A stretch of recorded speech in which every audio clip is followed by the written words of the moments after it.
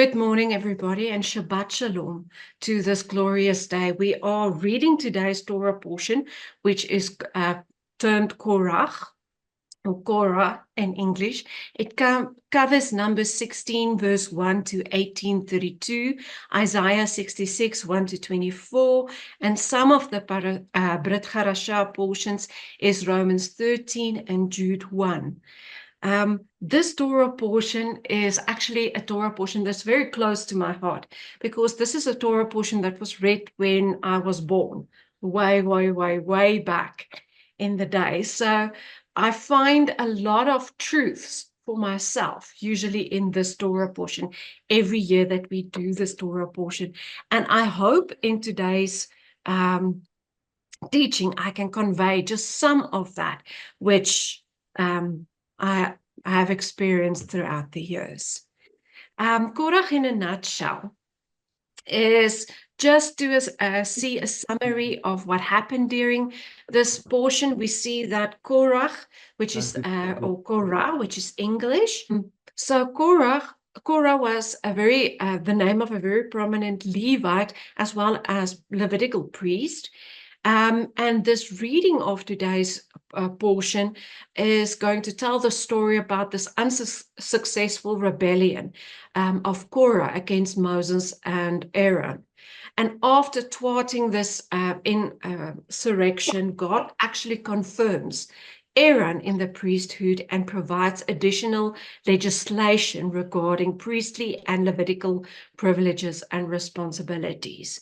So there's quite I think it is the whole chapter 16 that covers the rebellion of Torah, and it's quite a big chapter. It goes up till verses 50, so it's quite a hefty issue that is being discussed in the Torah portion. So just a little bit of background information before we start. Who is this Korah that we're talking about? Where is he coming from? We know that the Levitical priesthood was divided into three clans: Merari, Gershon, and then Kohath.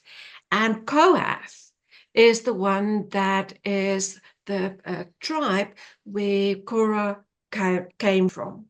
And as you can see, Kohath, the tribe of Kohath, or the Levitical priests of Kohath, was responsible for the ark, the table, lampstand, the altars, the utensils, the screens of incense, and the veil. So they had quite can we say, a high-level job when it came to packing and unpacking the tabernacle. So this was by no means a remedial or a very low-class type of priest.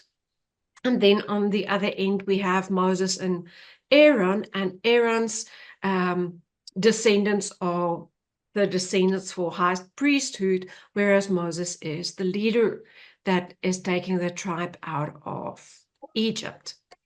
Yeah. So as we move on and we look at who is Dathan and Abiram, now those are the two other characters that's part of this Torah portion that we are going to read. Now, Dathan and Abiram they are Reubenites. They were neighbors with Korah, actually. So this was where we find the tribe of Reuben. And as you can see, in proximity-wise, they were very close to the Kohath clan.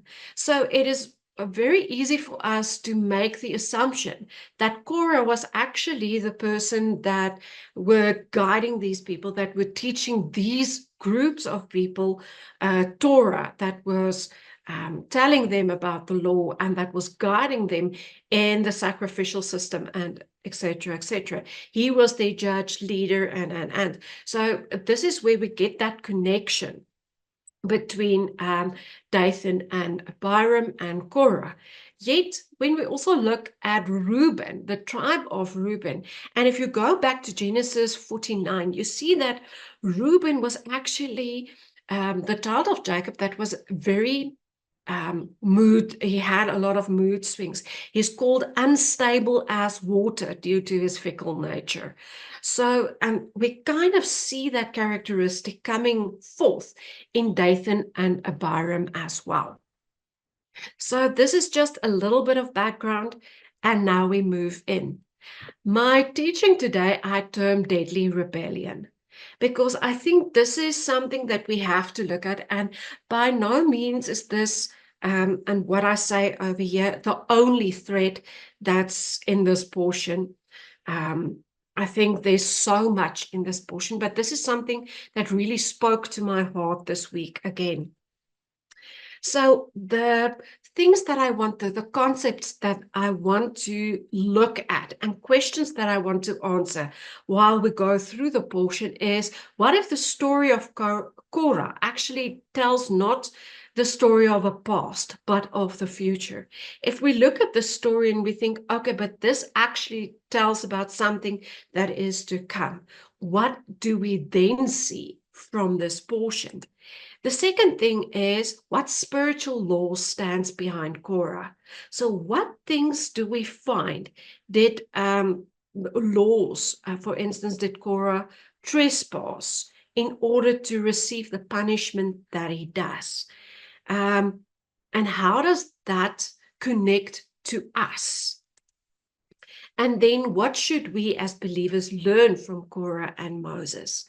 And in this sense, the last one I want you also to think about, if you think about Korah, it can be an external person or archetype or group, or it can be that small inner voice inside of you.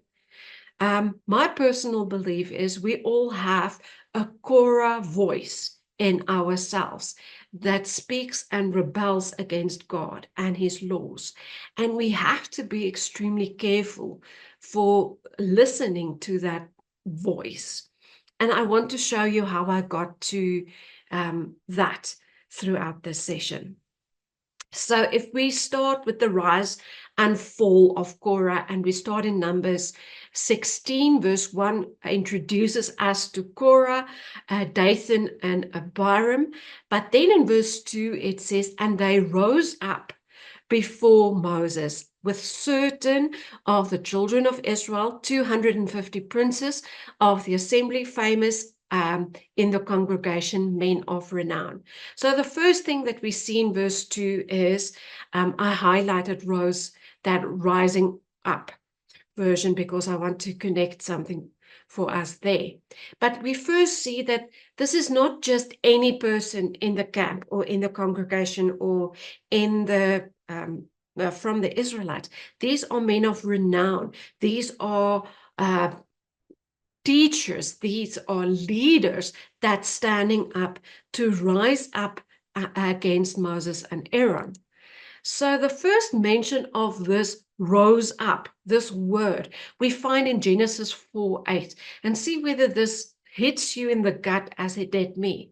In Genesis 4 verse 8, it says, and Cain talked with Abel, his brother, and it came to pass when they were in the field that Cain rose up against Abel, his brother, and slew him. So the connection immediately, if we go back to the first mention of that rose up, we see that there's a connection of jealousy. It's a connection of brother against brother. But what is very interesting, there's the connection to Cain rose up against Abel to kill him, and Cain murdered Abel. So it is not far-fetched if we say that these people, Korah, Dathan, Abiram, and the 250 renowned men, actually rose up to kill Moses and Aaron. So this was not just a normal, let's go and talk about things. This was an actual revolt that was being set up over here. And that we get with the connection of the first mentioned. So if we look at this, we see death, murder, and destruction from brother to brother is what follows this uprising. So there's something to be said about closeness. The people that attacks you are not the ones that's far off, but close. So where Cain and Abel were brothers, Korah and Moses were cousins. So they were blood relatives, both of them. So it speaks about that closeness, and usually the attacks that's launched against us in our ministries and that is usually something close, someone close. So if we move on to verse 3, it says, and they gathered together against Moses and Aaron and said to them, enough of you, you take too much upon yourselves, seeing that all the congregation is holy, every one of them, and the Lord is among them. Why then do you lift yourselves up above the assembly of the Lord? And when Moses heard it, he fell upon his face. Now, I don't know whether any of you have ever been falsely accused of anything, but usually when you look at an accusation, a lot of the times the person that's doing the accusing is already guilty of that which he accuses or she accuses you of. And I think we can see quite the same attitude in Korah and his cohorts in this as well. When he says in that purple portion that I highlighted, why then do you lift yourselves up? I think it's because Korah started lifting himself up above the assembly. So the wording of this starts innocent enough. You take too much upon yourselves. And that almost sounds like, oh, shame, we want to take and help you with the burden of this. But yet, then the word starts creeping in, and I term it a small deception creeps in the red component when he says, all the congregation is holy. And I think that idea that deception is never something that's big and bold and in your face. Yes, it can be. Definitely, it can be. But most deception is never that into your face. And we see this as evidence in the Garden of Eden, Genesis 3, verse 2. This is when the serpent spoke to Eve, and he said, did God actually say, you shall not eat of any tree in the garden? And again, it sounds as if he is asking a question, just like Korah is making the statement of all the congregation is holy. But if you look closer, you'll see there's a very small deception already creeping in. Because in the garden, the snake asked, God said not to eat any tree in the, and we know God never said that. God only said you can't eat from this specific tree. Everything else was fair game. So the same type of thing, a very small deception. All the congregation is holy. That is holy kind of gives you the idea we've reached our end point of holiness. Another place where I want to link this, and that took me back when I read about this, is that section where he says, why do you lift yourselves up above the assembly? And we already said that accusation, usually it's something that resounds inside yourself that you accuse somebody else of. And where we find that type of mentality is in Genesis 11, verse 4, and that was with the building of the Tower of Babel, when they said in verse 4, let us make a name for ourselves. And I want to propose that I think that was exactly the same attitude that Korah started this rebellion. He wanted to make a name for himself, and that's why all of this started. So just to refute that extremely small little the congregation is holy component. Leviticus 11 verse 45, and you'll see this is actually a statement that's repeated multiple times in this exact wording. And that is where God says, for I am the Lord who brought you up out of the land of Egypt to be your God. Therefore, you shall be holy, for I am holy. Now, that word shall be holy is continuous. That is something of a journey. You work towards it. You're not holy.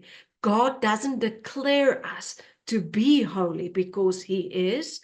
He says we should be because He is. So already there's that very small little inkling of a deception. So that is holy, gives you the idea, okay, we have already accomplished this holiness. God is already in our midst. So why do we need the law anymore? Why do we need to do all of these extra things that Moses and Aaron is talking about? So Korah in life will always challenge the position that God put you in or your calling. Now, that challenge can be inside of you, that can be the inner voice in you that challenge you in the sense or the question, am I really worthy of doing this? Should I really be doing this? Look at blah, blah, blah, blah, blah. We've got that inner dialogue. Or it can be somebody else. I'm going to use the example in my own life. This happened to me a few years back, that a colleague of mine came to me and randomly from nowhere in the hallway, he says, but Yulani, why are you allowed to teach so and so since I am more qualified than you are to teach them? And then I think he saw in my face what I wanted to say. And he said, oh, no, no, no, it's actually my wife that wants to know. And my answer was very simple at that stage. And I praised the Lord for the Torah portion because that kind of guided the steps of that answer. And that is, you know what? Go and ask the boss. Why does the boss put me in the position? So Korah, that was an example of external conflict. But a lot of times that conflict, that same question, why are with your past, are the one that should be in this position? So that is the first thing, that first little deception that creeps in, that small thing that creeps in. We know that Moses did not promote himself. We know that Moses actually had multiple interactions with God before he stepped into the position of leadership. And then God established his leadership. If you go through Exodus, up till the point where we are now, we'll see God establish his leadership multiple times in great events in front of the congregation. Yet all of that has passed Korah by. He's not remembering any of it. Korah was after the position of high priest, and that's why he was drawing in Aaron in his fight, because he thought, you know what, I'm carrying all this holiest of articles of the tabernacle. Why can't I be high priest? Why can't I service these articles as well? So there's multiple ways that we can look at this once again. That can be an inner voice that tries to take up the position of high priest and Messiah in your head. But we have to remember our high priest currently is Messiah. So anyone that challenges your salvation, your Messiah, Yeshua, that can be a person, it can be a personality, it can be an idol, it can be an item, it can be an archetype personality, it can even be something like a demon, it can be your own thoughts, anything that challenges your salvation. That is the spirit of Korah. That is one thing we learn from Korah, is he wants to be the Messiah. So Korah will challenge what is in your heart. And this is such a beautiful thing. If you go and read the whole of Numbers, and for time's sake, I don't want to spend too much time reading this portion again, but I do want to encourage you to go and read Moses's reactions with everything. And you kind of see Moses's heart in this the whole time. And we have to understand Korah is going to challenge your heart. And what is in your heart is going to present itself to Korah. And he's either going to kill you with that challenge because he rose up against you with the idea of killing you, or you will be as Moses in verse 4, when Moses heard it and he fell upon his face. That fell upon his face is not a motion where Moses concedes a defeat or a position of lesser authority. It's where he retreats into his humbleness before the Lord, not before Korah. So Korah will challenge your authority. He will challenge your identity. And sometimes I think there is the need of Korah in our lives, because how are we going to see the deceptions that we so firmly believe in our hearts if it doesn't get challenged? But we have to learn from Moses. If your heart is connected to God's heart, then Korah can come, but Korah will go as well. And he will go very extravagantly, and God will deal with Korah in a very extraordinary way. But if your heart is not connected to God's heart, I want to be as bold as to say, then Korah is going to win. And that uprising between Cain and Abel will become the true Korah that presents itself in your heart, and death will occur. So I like this quote from C.S. Lewis, where he says, humility is not thinking less of yourself, but thinking of yourself less. And I think that is such an important distinction to make. A lot of us wants to come with this false humility. Oh, but I'm not worthy. Nowhere in the Bible that is what God ever says. He says, you are holy, I'm holy because, and therefore you should be. I am worthy, so therefore you should be. So we should be thinking less about ourselves. And sometimes the idol in us is our own ego, our own pride. And that is where I'm moving towards in this, is that own self, that pridefulness that's in us. Now, I think it's Jack Pierce that had this very beautiful explanation of humility, where humility is the cloak of camouflage that you put on you, so that you are hidden from the enemy. But when you take off this cloak of humility and you cloak yourself with pride, pride is something very bright and colorful, and the enemy will find you very quickly and attack you very quickly when there's pride. And I thought it's so beautiful, and that's why I used the picture of this owl being camouflaged. For those, I hope you can see there's the little owl. That means he really needs to go and look for you. And that is what humbleness does. It doesn't take away your ability, your authority, your identity, your heart, anything from you. All it does is it cloaks you with something so much bigger. And we see from Moses that his humbleness comes from worship, and his worship leads to intercession. And that intercession in the Torah portion actually saved Israel. Because there's multiple times in this portion where God says, Moses, step aside, I will form a whole new generation from you and Aaron alone. Step aside so that I can demolish these people in front of you. And Moses and Aaron steps in an intercession. And again, that speaks so much about their heart, the heart of worship, the heart of intercession.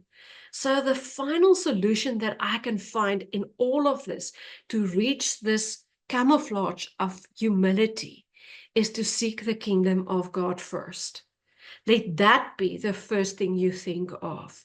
Not yourself, not how you look, your authority, your heart, your identity, but God. Seek the kingdom of God first.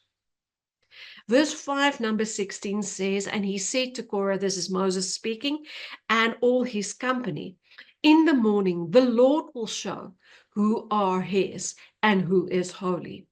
So what Moses is doing is he's taking this fight back to the Lord. He says, listen, I didn't promote myself, so let's go and ask the Lord who is supposed to be in the position that you want. And we see this actually um, doubled or confirmed in 2 Timothy 2:19, where it says, but God's firm foundation stands, bearing this seal. The Lord knows those who are his. And I think this is something that Moses knew from the very start. The Lord knows who is his and who's not. So without further debate, let's ask the Lord. And that's what I think Korah didn't account for. Promotion comes from the Lord. It does not come from our own intents, our own conceptions, our own ideas. God is the one that promotes us into a position. We saw this in every single patriarch and matriarch that there is in the Torah, that God was the one giving the promotion. Right in the beginning, when I did the background, I show you that proximity plays quite a big role. And there's this idiom in English that says one rotten apple spoils the whole barrel. And that's so true. The company you keep is going to dictate the morals and the ideas and concepts that you form. And we're all seeing this in the rest of the Torah portion, especially when we bring Dathan and Abiram into the mix. Because even though Korah was still open for debate, Dathan and Abiram in verse 12 just said, we will not come up to you. No way. And then in verse 17, it says, let every man take his censer and put incense upon it, bring it before the Lord, every man his censer, 250 censers, and you also, and Aaron, each his censer. So this is now the test that they are going to bring the fire of incense before the Lord, and the Lord chooses. But I think, how deceived are you at this stage that you think that you can bring strange fire to the Lord, especially after what happened to Aaron's sons, who were high priests, by the way. They brought strange fire before the Lord, and the Lord killed them for that and utterly destroyed them. So how deceived should a mind be that you consent to this, yet this 250 men were so deceived in this rebellion that they actually did this. They thought, this is something valid, let's do this. Verse 23 says, and the Lord said to Moses, say to the congregation, get away from around the tents of Korah, Dathan, and Abiram. Verse 30, but if the Lord causes a new thing to happen, and the earth opens its mouth and swallow them up with all that belongs to them, and they will go down alive into Sheol. These men have provoked the Lord. And the fire came forth from the Lord and devoured 250 men. So we see two judgments taking place. First, the earth that swallows up the leaders of the rebellion, and the rest, the 250 renowned people, get demolished by fire from heaven. Dathan and Abiram accused Moses of being a liar. So it's that one rotten egg, Korah, that sets this whole thing in motion. Again, he spoils the whole barrel. Because, first of all, they accuse him of being a liar in verse 13, saying, "You said we're going to see milk and honey. We're not seeing milk and honey." They forget, but because that's what deception does. They forget that there was evil reports previously from the spies due to their unbelief in God. They forget that they tried to take in the land of milk and honey without God's consent and then got destroyed and killed for it.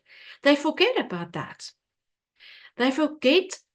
You see, rebellion has got this way of changing the perception that we have, the perception that we have in our mind, the truth that we think it's behind everything. It blinds us to the real truth. And we create this new narrative and this new reality. And this is exactly what happened in Dathan and Abiram. They started creating a completely different reality, devoid of any truths. In this reality, they were the victims, Moses and Aaron were the perpetrators. And Moses and Aaron conspired against them to kill them in the wilderness. Now, how deprived should you be? But again, deception did not start big. It started small. So can you see how deception has the ability to create a completely different reality in these people's minds? And this is something that I want to link with the first rebellion, the first big rebellion that we know about. And that is the root of rebellion by comparing Korah and Satan. And the condition of Korah and his cohorts' hearts. We see that a lot in Dathan and Abiram and the 250 men versus that of Satan's. Now in Ezekiel 28:17, now this, I think it starts actually in verse 11 or 12, if I'm not mistaken, talking about how Satan got cast out of heaven. But it states in verse 17, "Your heart was proud and lifted up because of your beauty. You corrupted your wisdom for the sake of your splendor." Can you see how the same deception, that pridefulness of Korah, for he lifts himself up so that he can be equal to Moses and Aaron. The same Satan did. He lifted himself up because he thought he was that beautiful. And that pride and that uplifting corrupts wisdom. That is actually known as deception. So then it continues and says in verse 17b, "I cast you to the ground, I lay you before kings, they might gaze at you." The other thing that I want to connect with when we look at the root of rebellion is when we look at the 5 owls of Lucifer. And this is so profound because I found that a lot of times these are words that I find I say sometimes to my own mind. And I had to confess that multiple times to get rid of this because it's a mindset directly from the throne of Lucifer.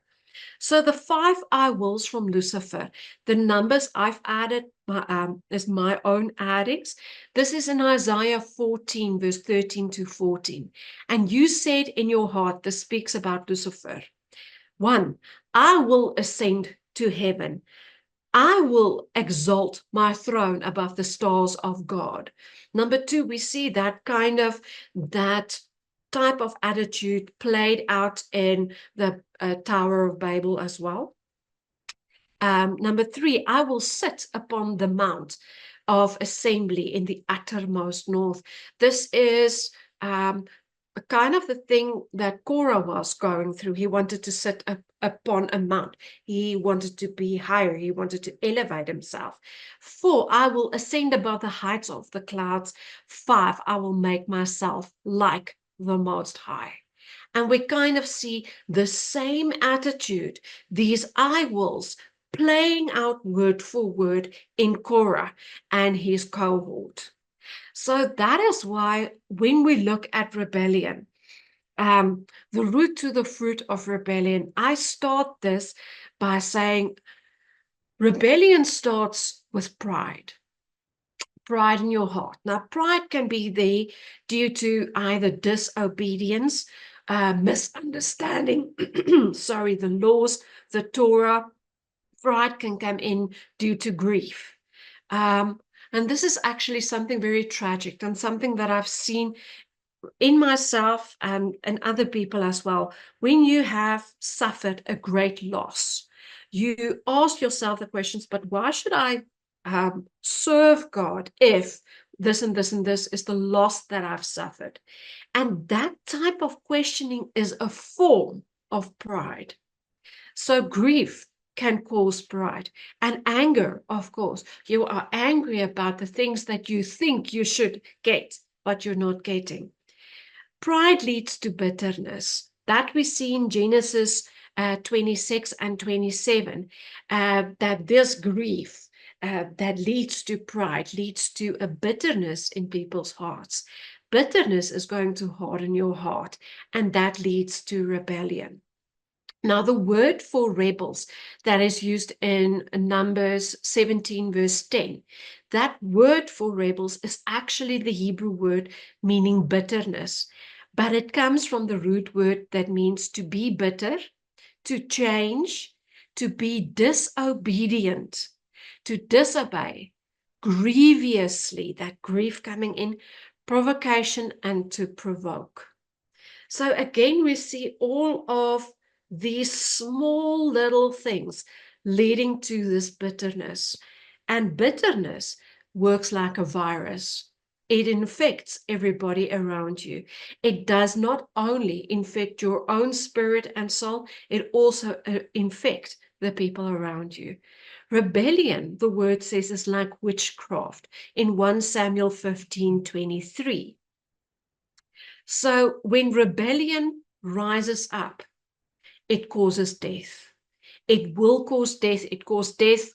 If we look at the story of Cain, it caused death when we look at the story of Nimrod and the whole Tower of Babel and the beginning of Babylon. It caused death in the rebellion of Satan as well. So the root of rebellion, pride and bitterness, and the fruit of rebellion is always death.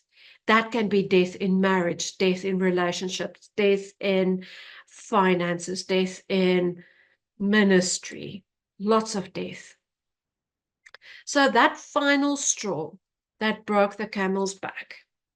So I termed this slide this because now we read on and we see, okay, now the leaders of rebellion have been dealt with. They have been killed in this phenomenal way that no one can say, but it's man that killed them. You can only say that it's God. And all of a sudden, that thing of proximity and bitterness that infects a whole group, one apple destroying, spoiling the barrel, that is proven in Numbers 16:41, when the congregation went to Moses and Aaron the next day and started accusing and rebelling against them. And this was after the leaders have been killed. So that small thing, that pride, that grief, that bitterness, that small thing that was overlooked in the beginning started to ignite a fire of rebellion, and it started spreading. It was insignificant at first, but it accumulated into something big, something that had a lot of consequences. And if you read the rest of that, you will see that in the end, over 14,000 people died due to the rebellion of Korah. One man, one rebellion cost the lives of over 14,000 people. Jude 1, 10, 11, and 16. For the sake of time, I'm not going to read everything. I'm just going to go through the bolded words. In Jude 1, we see the same echo that we just saw previously, that this people that is to come are corrupt themselves and are going to be destroyed. Rebellion leads to death. Verse 11, woe to them, for they have run riotously in the way of Cain. And we now saw how that linked to our Torah portion. They have abandoned themselves for the sake of gain in the error of Baal, or Balaam, excuse, and they've perished in rebellion like Korah. All right, and it talks about how they murmur and how they complain about their lives, how they are going after their own desires, how they talk boastful and arrogant, how they look at men to guide them instead of God and God's precepts and word. And that is the echo that we find in Jude 1, is we should not underestimate the impact of the small things. We should not underestimate the impact of one person. Numbers 16, verse 38 said, these men sinned against their own souls. How profound is that? They not only get infected, but they actually infected and sinned against their own souls. We move on and we see the rest of this rebellion and the fruit of this rebellion playing out from verse number 16, verse 47. And once again, for the sake of time, I'm not going to read through everything, but we saw that when the congregation started rebelling, God said, step away, I'm going to kill everybody. And Moses said, please, Aaron, go and bring atonement for these people. And we see Aaron go without thinking twice about his own life or what this could mean for him. He stood between the dead and the living to bring atonement for the congregation.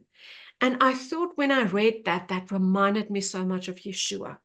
He is the one that stands between death and life for us currently. How amazing is that? And Korah wants to steal that. Korah wants to take that away, because if there's no barrier between death and life, death will get you, sin will get you. Okay. And that's how the plague started, and 14,700 people died. God will cause a plague to come upon rebellion. It's not a plague from Satan, it's a plague from God. That plague will kill your spirit. That plague will kill your soul. That plague will kill every gift that was in you if you are not careful. Numbers 17:10, this is where we got our word for rebels. But we also see that there's certain characteristics of God's true leaders. They are humble. They take care of their people. They are sometimes putting the lives of the congregation above their own, as Aaron did. They've got an accurate understanding of the scriptures.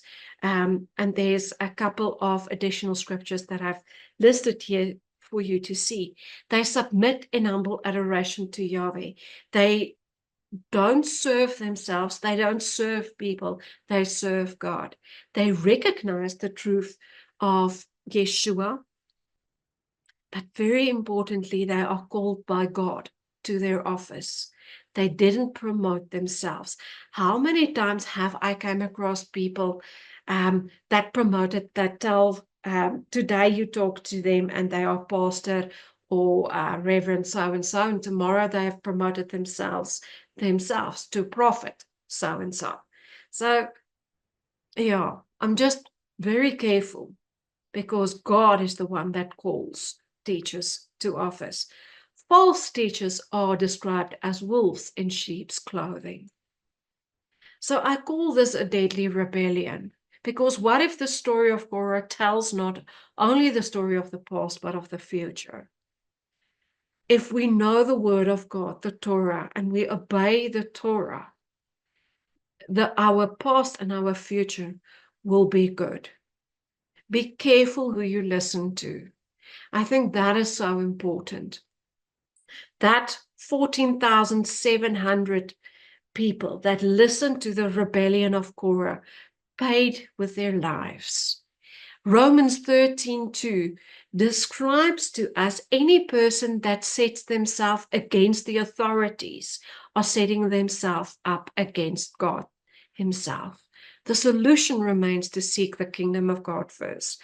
2 Timothy states that God knows who loves him. We don't have to prove who we are in God. God knows already. And deception starts with small things. The spiritual laws behind Korah, I think pride and disobedience that led to bitterness, rebellion, and death, is the sequence that we see from root to fruit. But if we see and look at the opposite, humbleness and worship led to intercession and led to salvation of a whole nation, which brought life. So just as pride, rebellion leads to death, humbleness leads to life.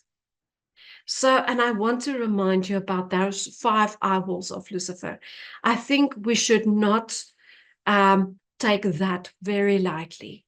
And lastly, what should we as believers learn from Korah and Moses?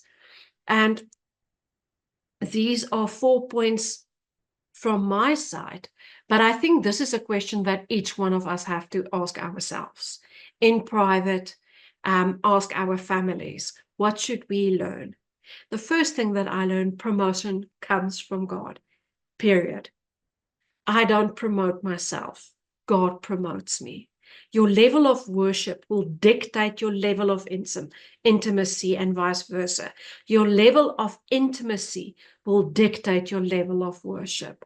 The more intimate you are with God, the more your worship will be, and the stronger and more authoritative your worship will be. Your level of intimacy will dictate your level of intercession. Also, vice versa, your level of intercession will dictate your level of intimacy. Because we saw out of Moses' intimate relationship with God, he could have, he brought in an intercession and saved a nation. So if your heart is connected to God's heart, your actions will resemble that of Moses' actions. On that, on that note, ladies and gentlemen, Shabbat Shalom.